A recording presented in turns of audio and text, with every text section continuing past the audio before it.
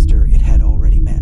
By the end, you'll see the exact moment the path to the truth was abandoned, and why that single decision cost years and lives. This is Behind the Crime Files. In the mid-1980s, San Francisco was a city of sharp contrasts. The glow of the tech boom was just a flicker on the horizon, while the shadow of economic uncertainty still lingered for many. In this environment, people could and did disappear. Runaways, debtors, those seeking a new start. The system was overworked, underfunded, and conditioned to see the most likely explanation first. This is the world Deborah and Harvey Dubbs lived in. He was a mechanic. She cared for their young son, Sean. Their life in the outer Sunset District was the definition of ordinary. A small home, a routine, plans for the future that stretched no further than the next paycheck. They were not wealthy, not connected, not living a high-risk lifestyle. They were, by every measure, invisible until they weren't. On the evening of July 25th, 1984, Deborah was on the phone with her friend, Janet. The conversation was normal. Then the doorbell. Deborah told Janet 2 men had arrived, one Caucasian, one Asian, and that she had to go. She promised to call back. She never did. When Harvey and Sean also failed to appear, a missing persons report was filed. But here, the first filter of the system engaged: a working-class family. Debts were quietly investigated. The possibility they'd simply taken off was considered. The case entered the files, one among many. The disappearance of the Dubbs family was not an isolated event. It was a note in a horrific symphony that had already begun playing. Just a year earlier, in June 1983, a man named Charles Gunner vanished. He'd gone on a camping trip to Ukiah with his former Marine buddy, Leonard Lake.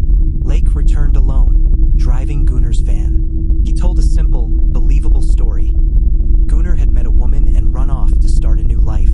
Gunner's sister was suspicious, but Lake was convincing. He was calm. He was helpful. He was a survivalist, a guy who lived off the grid. His story fit a type people understood. Months later, in November 1984, a salvage yard owner named Paul Costner disappeared from South San Francisco after going to meet a prospective buyer, a man who called himself Charles Gunner. The signature was forged. The check Costner received was stolen. The trail, again, was faint. In early 1985, a married couple, Clifford and Kathleen Allen, vanished from Sausalito after attempting to sell a firearm. The man interested in the gun gave his name as Harvey Dubbs. See the pattern? A missing man's identity is used to lure the next victim. That victim's identity is then used to lure the next. It was a self-fueling machine. But these cases were handled by different jurisdictions. San Francisco PD, Mendocino County Sheriff, South San Francisco PD, Marin County Sheriff. Information was recorded on paper, filed in separate cabinets. The name Leonard Lake appeared in at least 2 of these preliminary reports. He was questioned briefly about Charles Gunner. He was the last known person to see Harvey Dubbs, but he was always cooperative. He had answers. He was a slightly odd but seemingly transparent man fascinated with survivalism. He didn't fit the raging, chaotic profile of a serial killer the public imagined. The system's flaw was not a lack of data. It was a lack of connection. Each detective saw a single tree. No one was looking at the forest.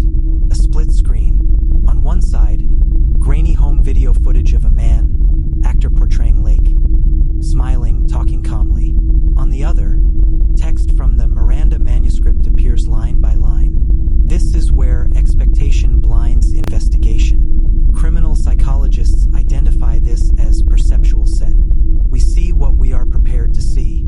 Leonard Lake, born in 1945, was a master of leveraging this.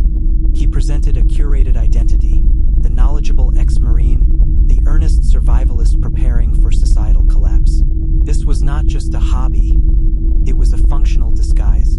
It explained his stockpiles of weapons, his interest in isolation, his transactional view of human relationships. In a survival scenario, taking what you need from the weak is logical. He was not hiding his philosophy, he was hiding in plain sight with it. His journals reveal a mind obsessed with control and a specific fantasy: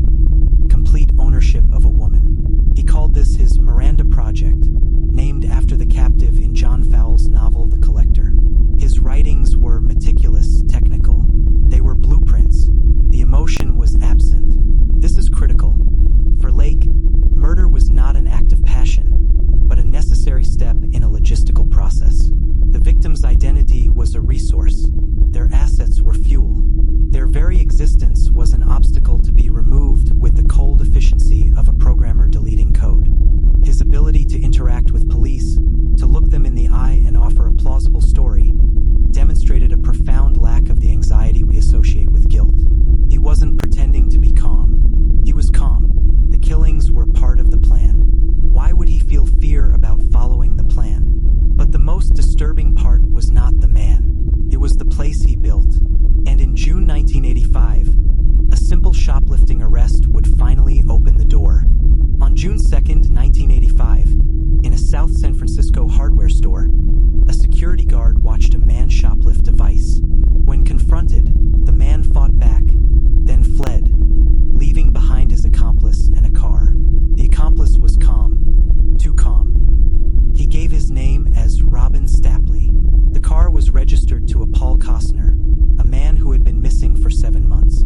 Stapley was taken to the police station for questioning. His fingerprints revealed his real name, Leonard Lake.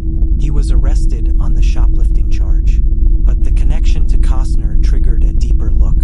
Police discovered Lake was on probation for a firearms violation. A search of his registered address, a remote cabin in Calaveras County, was authorized.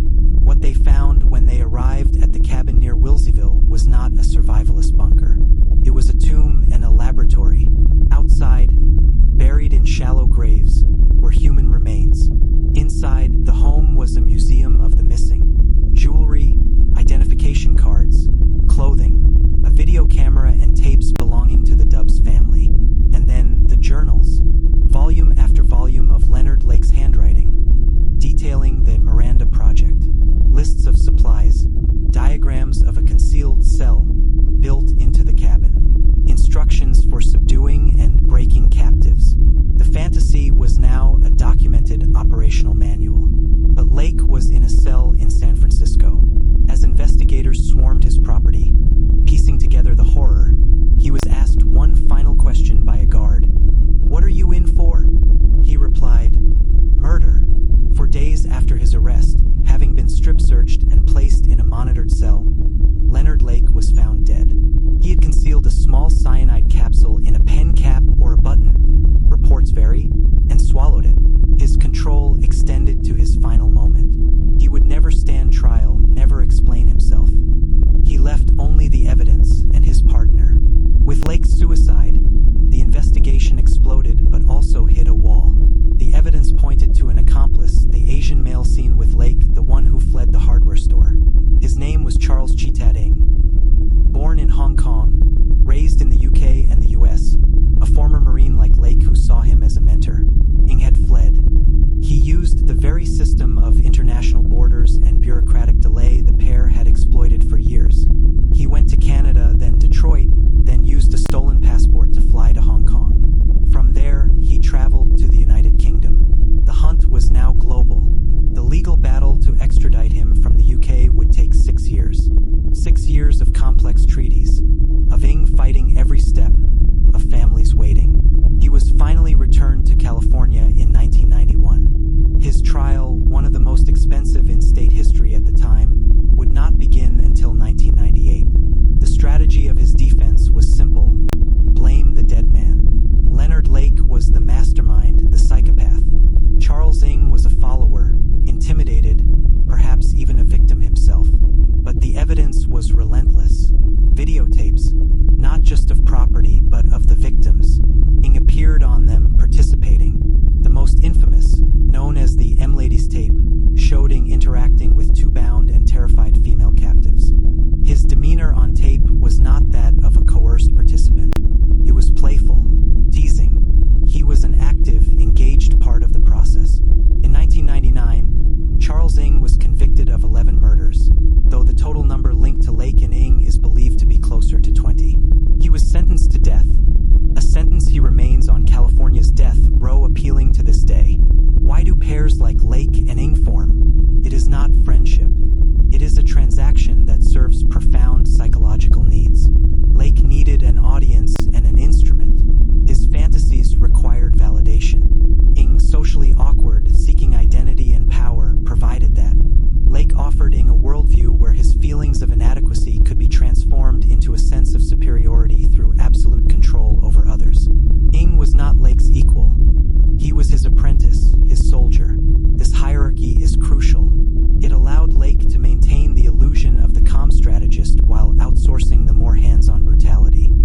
videotapes, we see this dynamic. Lake often directs, narrates. Ing performs. Eng's laughter, his casual cruelty on the tapes, suggests he was not a reluctant follower, but one who had fully internalized Lake's philosophy. He had found a place where he held power. For someone who likely felt powerless in the conventional world, this was a potent drug. Their partnership was the engine of their efficiency. Lake provided the ideology, the planning, the front of normalcy. Ing provided additional strength, a willingness to act, and a second presence that made controlling multiple victims possible. Together, they created a feedback loop of validation and escalation that neither might have achieved alone. But what about the victims whose names we still don't know? The ones who had no one to report them missing? This case's deepest shadow is the number of victims that may never be counted. The conviction of Charles Ing brought a legal conclusion, but not closure. The aftermath of the Boneyard murders left scars on multiple levels. For families like the Dubs, there was no body to bury for decades. Harvey and Deborah's remains were identified early, but their son, Sean, a toddler, was not formally identified until 2022 through advanced DNA analysis. For 38 years, he was simply Baby Doe. His identification brought a devastating finality to a wound that had never healed. For law enforcement, the case became a grim textbook example of jurisdictional failure. It directly fueled the development of centralized, computerized databases like the Violent Criminal Apprehension Program, VICAP, designed to connect patterns across county and state lines. The question, could this be linked, is now asked reflexively, a direct legacy of this failure. For the community of Calaveras County, the notoriety was a curse. The land where the cabin stood was scoured, then abandoned. The physical structure is gone, but the story persists, a dark stain on the region's history. And for the unknown victims, there is only silence. Men like Lonnie Bond Jr. and his friend, Scott Stapley, whose identity Lake stole, were found. Others, hinted at in the journals or by the sheer volume of personal effects, remain ghosts. The killers targeted the vulnerable, the transient, those on the margins, people whose absence might not trigger an immediate alarm. This was a calculated part of their strategy. In this, they were tragically successful. This crime was engineered from a written fantasy. Every step was methodical, from identity theft to resource acquisition. So we ask you, does the existence of such a detailed, emotionless plan move this from the realm of psychopathy into something else? A form of pure, amoral criminal entrepreneurship? Was the motive ultimately a twisted form of acquisition, with human life just another commodity? And looking back at the sequence of misconnections, Gunnar, Costner, the Allens, the Dubs, what do you think was the single most consequential oversight by investigators? Was it the failure to link the identities, the underestimation of Lake's calm demeanor, or something else entirely? Let us know your analysis in the comments below. If you are driven to understand the psychology and the often overlooked systems behind real crimes, subscribe to Behind the Crime Files. We dissect the patterns so you can see the truth behind the headlines.